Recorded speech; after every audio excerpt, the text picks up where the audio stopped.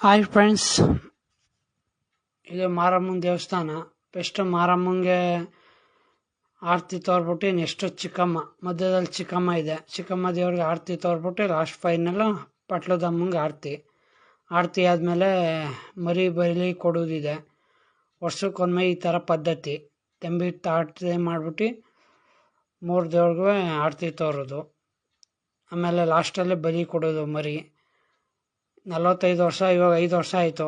45 ವರ್ಷಕ್ಕೆ ಜೋರಾಗಿ ಮಾಡಿದ್ದು 5 ವರ್ಷದಿಂದ. ಇವಾಗ ವರ್ಷಕ್ಕೊಮ್ಮೆ ಮಾಡ್ತಾಯಿದ್ದೀವಿ, ವರ್ಷಕ್ಕೊಮ್ಮೆ ಆರತಿ ಅಂತ. ಪಟ್ಲದಮ್ಮ ಆದಮೇಲೆ ಚಿಕ್ಕಮ್ಮ ಆದಮೇಲೆ ಲಾಸ್ಟ್ ಫೈನಲ್ ಮಾರಮ್ಮ, ಪಟ್ಲದಮ್ಮ. ಇದು ಮಾರಮ್ಮ, ಚಿಕ್ಕಮ್ಮ, ಪಟ್ಲದಮ್ಮ ಲಾಸ್ಟ್ ಫೈನಲ್. ಇವ್ರು ಹೋಯ್ತಾ ಇರೋದು ನಮ್ಮ ಆಂಟಿ.